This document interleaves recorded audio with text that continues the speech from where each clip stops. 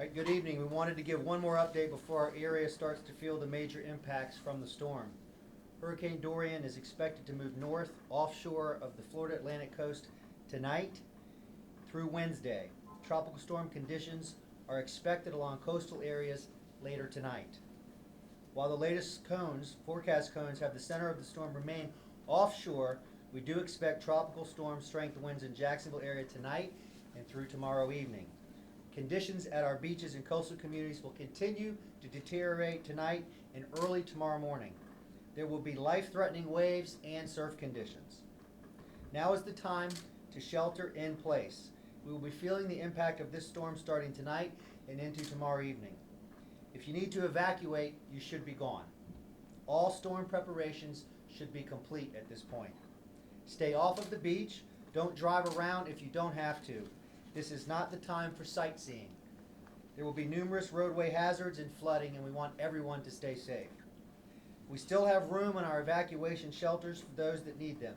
Counts earlier this afternoon showed that more than 500 evacuees are utilizing our 12 shelter locations, including approximately 80 with special medical needs. The Jacksonville Transportation Authority suspended all transit services earlier today, including all fixed routes, First Coast Flyer BRT lines, and the Skyway. Shuttles to evacuation shelters will continue until 8 p.m. tonight, so you still have a few hours, weather permitting.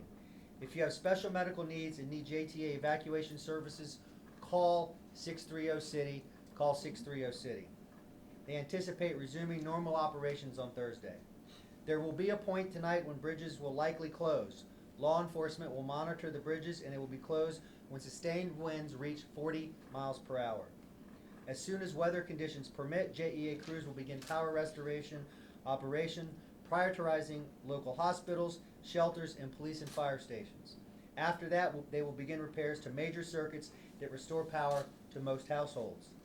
Aaron Zahn will be able to provide more detail about power restoration operations in a moment. Earlier today, Superintendent Green extended public school closures through Thursday, September 5th. All 12-month personnel and essential personnel are expected to report to work on Thursday to assist in the recovery effort. Dr. Green is here for more information. Should you have questions, you can also go to duvalschools.org. Airport is activating their EOC tonight, but remains open and operational. Passengers are urged to contact their airline for the most up-to-date flight status, delay, and cancellation information. As conditions worsen through the evening, please stay tuned to local media. We will continue to push out updates on jaxready.com, our mobile app, and on social media. Additionally, our hard-working team at 630-CITY is working around the clock for the duration of the storm. If you have a non-medical question, if you have a non-medical issue, call 630-CITY. If you have a medical emergency, call 911. In short, be in place, shelter in place. If you have last-minute storm preparations to do, they need to be done right now. For more details on tonight's forecast, here's Angie with the National Weather Service. Hey, good evening. My name is Angie Yeti. I'm a forecaster, meteorologist with the National Weather Service here in Jacksonville, supporting the team with Dorian response. So this afternoon around 5 o'clock, Dorian was finally making that northward turn that we've been waiting for slowly, still less than 10 miles an hour, but at least it was tracking north, and it weakened to a Category 2 storm. The forecast did anticipate weakening. When the storm weakens, the wind field around it begins to expand. Again, that has been taken into account into the forecast. So as the mayor mentioned, as we go into tonight, we will continue to see more frequent rain bands moving on shore. We've had gusts today of 30 up to 45 miles an hour at times. We continue to expect that to set up overnight. The onslaught of sustained tropical storm force winds is expected to really begin to impact the beaches, especially for areas that are east of 95 out towards the coast after midnight tonight. And then the worst of Dorian will impact the first coast tomorrow through the course of the day. So from 6 a.m. to 6 p.m. is when we're expecting the strongest winds, and also the water rise along the immediate coast, being storm surge, as well as some rise within the river basin. For the St. Johns River, this is not an Irma flood scenario.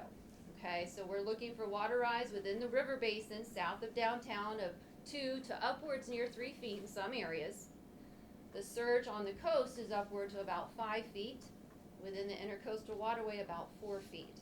So we will continue to see water rise, and those surge values that we gave you do account for the above normal water levels that we're already seeing of about 1 to 2 feet in some areas. So those surge values do take into account those rises that we see right now.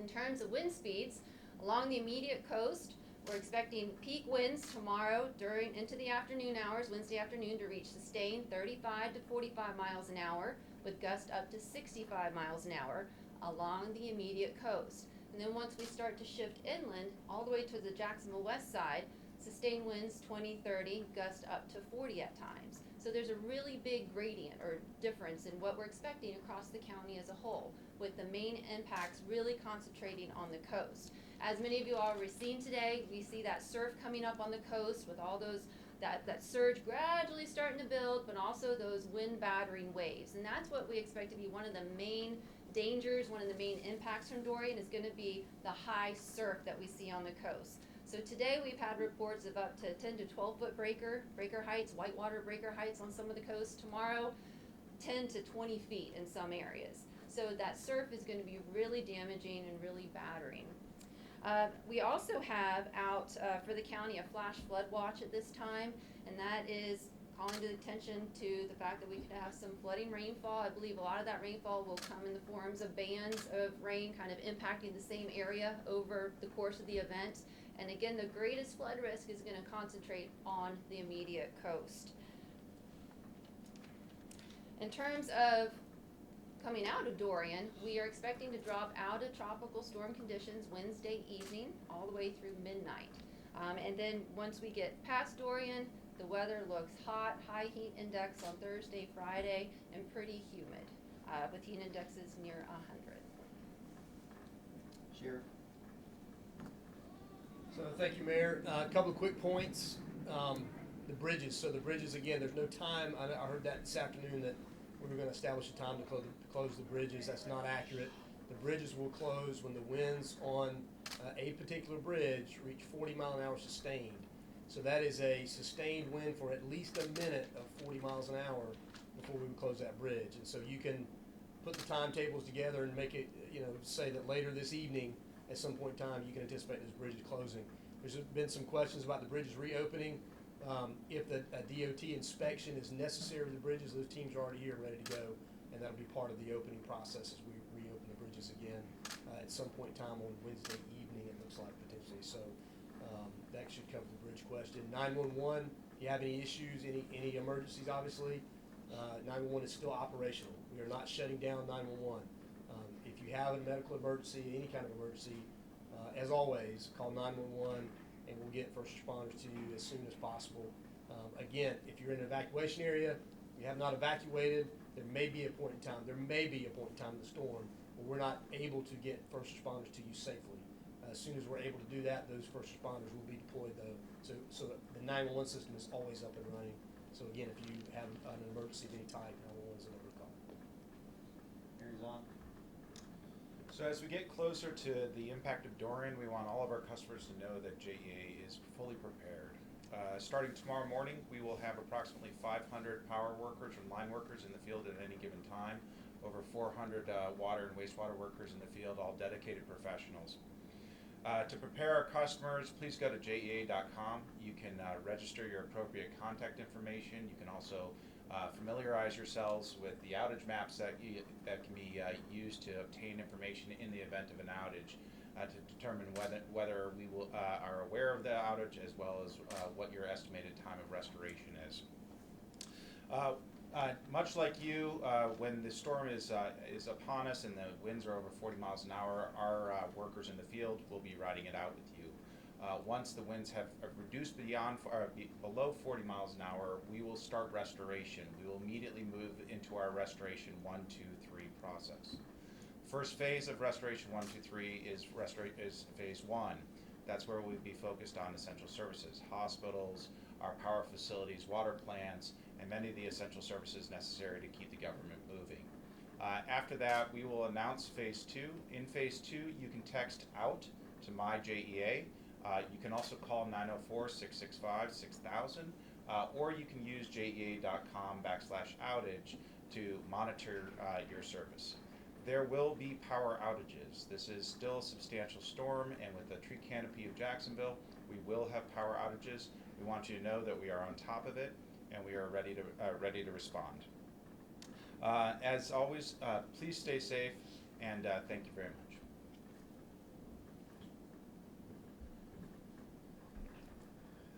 One more thing. As noted with the previous two storms, when we get through this, the people that evacuated, we've worked really hard and efficiently to get people back to their homes, and we'll do the same thing this time. Everybody's in communication to make sure we can get the space safe and get people back to their homes. So stay tuned for updates there, and with that, we'll take any questions. If the bridges do close, do they open back up once winds die down to a safe mile per hour, or do you wait longer? What's the timetable there? No, so typically, once we get to that threshold, we're not gonna open, close, we won't do that. So once we close them, expect them to be closed for the duration of the storm event, however long that is, and then we'll begin to monitor as those winds start to subside, and as soon as they go below 40, then again, if a DOT inspection is necessary, we'll coordinate that.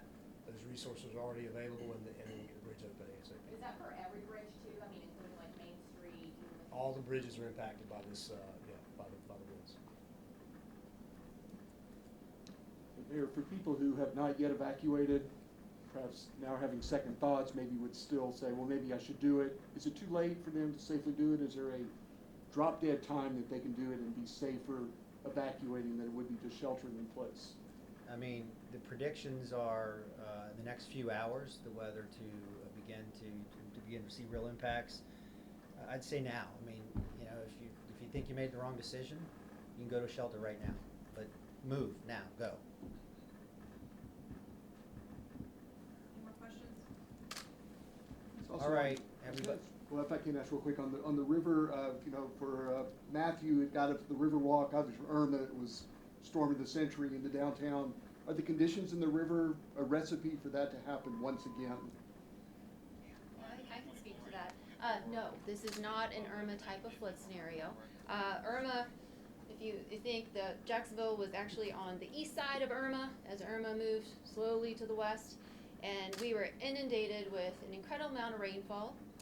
We also saw that above normal rise with the nor'easter with Irma that pumped water in. Now we do have that condition across our area, but we don't have the other two ingredients that really brought us that record flood surge up into the downtown Jacksonville area with Irma. With Irma, we had about a foot of rain, and we also had this big southerly wind push that pushed a lot of water up into the downtown area. We do not have that scenario setting up for this storm. So in addition to the current rises that we have out there, which is about 1 to 2 feet in some areas on the river, and that's from the nor'easter we have going on now, that's giving way to rain bands coming up the coast from Dorian, and also elevated astronomical tides, we do not expect that amount of rainfall that we had with Irma. We also don't expect to have that southerly wind push to push that water up in the river. Now, with these elevated water levels, we do expect to see a bit of a surge component in the river, anywhere from 2 to 3 feet. The vulnerable areas of the river, we will see transition tomorrow to be more of the east side of the river. When the winds switch around to the northwest and Dorian tracks north of our area, we could see some areas on the east bank, including is it Goodbees Creek, Pottsburg Creek, and other parts of that are vulnerable on the east bank to a northwest wind push. So we could see some higher water levels in those areas, but this is, again, not an Irma type of river flood event. And in closing, and I've heard some folks asking, and look, I'm a parent with kids in schools. People are asking if the storm's going to be out, or maybe asking parents, it's going to be out of here sometime Wednesday. Why aren't we having school on Thursday? I get the stress as people want to get back to work. They want to get their kids back in school. But these schools are shelters. A number of these schools are shelters, and they have to be prepped to get them prepared and ready to get students back in. So it's just a function of what we have to do in a storm. Other folks that are making decisions about what their Thursday may look like, I think it's important that they know that schools are closed for that reason, not because there's going to be another weather event on Thursday. Thank you. Thanks, everybody. We'll notify you via email in the morning about the next press briefing.